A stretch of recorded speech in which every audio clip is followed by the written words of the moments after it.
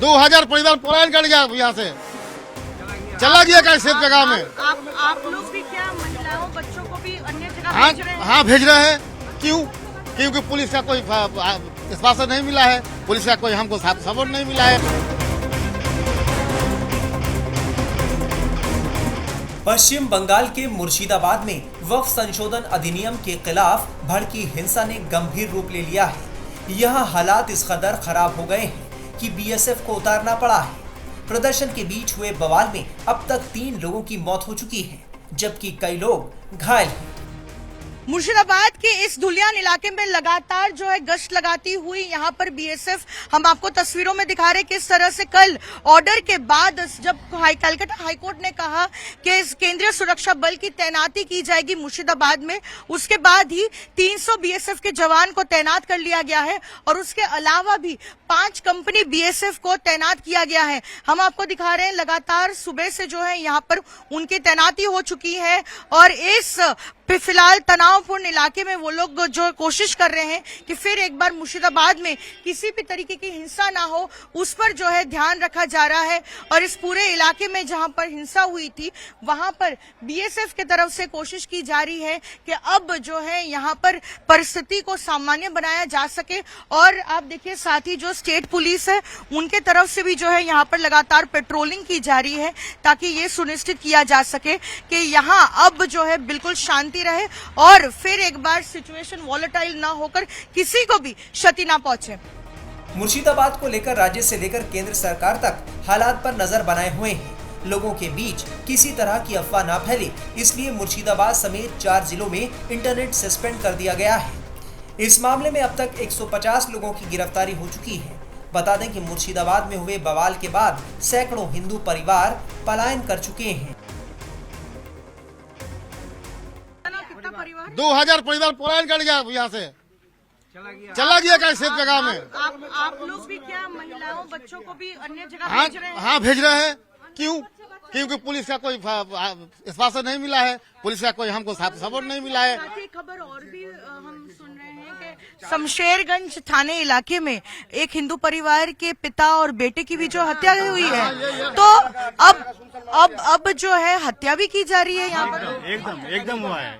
ये लोग का सोच कुछ अलग है, मालूम नहीं कि कैसे ऐसे हुआ है। और ये जो इंटेलिजेंस फेलियर है, सबसे बड़ा चीज है इंटेलिजेंस फेलियर।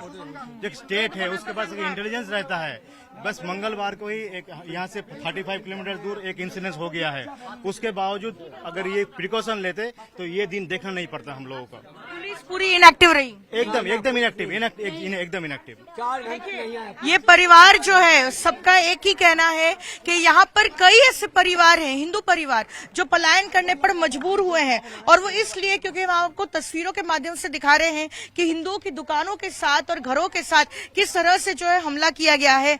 आप देखिए ये भी एक हिंदू भाई की दुकान थी, लूट ली गई, यहाँ पर सामान भी लूट लिया और जो है तोड़फोड़ भी कर लिया। और साथ ही अब जो जहां अपनी जान बचाकर जा रहा है, जो इस इलाके को छोड़कर कई ऐसे परिवार है जो शरण ले रहे हैं पास के जिले मालदा में या फिर झारखंड के किसी इलाके में जा रहे हैं, क्योंकि उनका कहना है कि यहाँ पर लोग सुरक्षित नहीं है। शुक्रवार को मुर्शिदाबाद में भड़की हिंसा के बाद शनिवार को भी वहां 3 जगहों पर उपद्रवियों ने बीएसएफ जवानों पर हमले की कोशिश की थी। उपद्रवियों को तितर-बितर करने के लिए बीएसएफ को हवाई फायरिंग करनी पड़ी थी। मुर्शिदाबाद में भड़की हिंसा में एक बाप बेटी की मौत हो गई थी। अब उस परिवार में सन्नाटा पसरा है। मुर्शिदाबाद हिंसा से जुड़ी हर खबर हम आप तक लेकर आए हैं। हमने दिखाया किस तरह से सबसे पहले हिंदू परिवारों को निशाना बनाया गया, उनके घरों पर हमले किए गए, उनकी दुकानों को तोड़ा फोड़ा गया। उसके बाद हमने दिखाया कि किस तरह से हिंदू परिवार मुर्शिदाबाद के धुलियान से पलायन करने को मजबूर है। मालदा से वो भी तस्वीर हम आपको लेकर आए जहां पर धुलियान में रहने वाले तमाम जो यहाँ पर हिंदू परिवार है जिन पर हमले हुए थे, वो अपना घर बार छोड़कर जो है एक राहत शिविर में जाने के लिए मजबूर हुए थे मालदा में।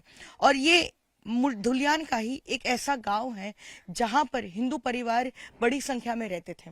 लेकिन अब हम आपको दिखाते हैं इस गांव में अब कोई भी नहीं है, या फिर कह सकते हैं कि न के बराबर लोग रहते हैं। आप देखिए यहाँ पर आज भी निशान है किस तरह से आगजनी की गई थी, चीजों को तोड़ा फोड़ा गया, इस घर पर जो है हमला किया गया। देखिए ये प्लास्टिक जो है पूरा जलकर खाक हो चुका है और स्थानीय लोगों का कहना है कि बम फेंके गए थे और इन घरों में जो है पूरी तरह से आग लग गई। तो समझ लीजिए जिस दरवाजे को तोड़कर अंदर नहीं जा पाए थे उसी जगह पर एक बॉम्ब चार्ज कर दिया और उस बॉम्ब चार्ज करने के बाद ये घर जो है जल गया। हम आपको एक तस्वीर और भी दिखाना चाहते हैं कि जैसे जैसे हम इस गांव में बढ़ रहे हैं, देख रहे हैं कि चारों तरफ लोग अपने घरों को छोड़कर इस दहशत में जो है वो जा चुके हैं। यहाँ पर भी एक घर है जिस पर ताला लगा हुआ है। साथ ही ये जो है ये भी इशारा करता है कि किस तरह से राज्य सरकार विफल रही है इन परिवारों को सुरक्षा देने में। आप देखिए अभी भी निशान है किस तरह से यहाँ पर बॉम्ब्स चार्ज किए गए, यहाँ पर जो है कई चीजों को जो है यहाँ पर जलाया गया। और उसके अलावा हम आपको दिखाते हैं ये वही घर है जहाँ पर उसी परिवार के पिता और बेटे को जो है उनकी हत्या कर दी गई। और आपको बताते हैं कि इस घर की हम तस्वीरें दिखा रहे हैं कि क्या परिस्थिति है अभी। आप देखिए यहाँ पर पथराव के निशान हैं और पथराव इस तरह से किया गया क्योंकि यहाँ पर ऐसा लग रहा है कि लूट के जो है इंटेंशन से यहाँ पहुंचे थे और इस घर पर लगातार जो है अटैक हो रहा था और इस दरवाजे को तोड़ने की कोशिश हो रही थी।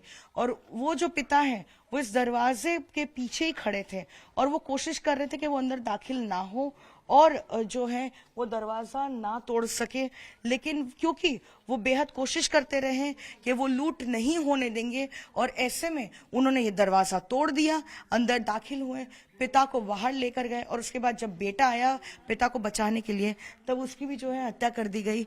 आप देखिए इस घर का क्या मंजर है, लूट मचाई गई और साथ ही जो है इस पिता और बेटे की हत्या भी कर दी गई। उनकी पत्नी है, एक बार उनसे बात करने की कोशिश करेंगे। हालांकि बेहद ये जो है दुख का समय है, वो शायद बात करने की परिस्थिति में भी ना हो, लेकिन उनसे बात करेंगे। दीदी की হয়েছিল শনিবার দিন? কি হবে ও তো ওরাই সব এলো, সব দুবার তিনবার চলে গেল, পুলিশ এলো তো এরকম এই ঘটনা ঘটতো না, পুলিশ তো এলো না, দুবারের বেলায় তখন চলে যাইয়া তিনবারের বেলায় কেটে গেল। তো আমরা কাকে লিয়ে থাকবো, কি করে বেঁচবো? পুলিশ এলো তো এই ঘটনা হতো না। তোমরা যেইলা করতে এসেছো তো আমাদের কি কেউ হয়েছে পাশে দাঁড়াইলো? পুলিশও তো এলো না 3 ঘন্টা ধরে, তো কেমন করে হবে? ওরা কি লুট করার জন্য ভেতরে ঢোকার চেষ্টা করছিল আর উনি আটকানোর চেষ্টা করছিলেন তখন কি? না, ওরাও তো ইট পাথর ঝাড়ছে, সাবল দিয়ে দুয়ার ভেঙছে, ওইলাই করছে। তখন আপনারা কোথায় ছিলেন? এই তো এখানে বাড়িতে। এখানে? হ্যাঁ। সমস্ত কিছু আপনার সামনে হলো? হ্যাঁ, টেনে লিয়া গেল, দেও তো কোপাইলে 2 বাপ বেটাকে। কতজন ছিল? মেলাই জন ছিল, একটা আড্ডা নয়।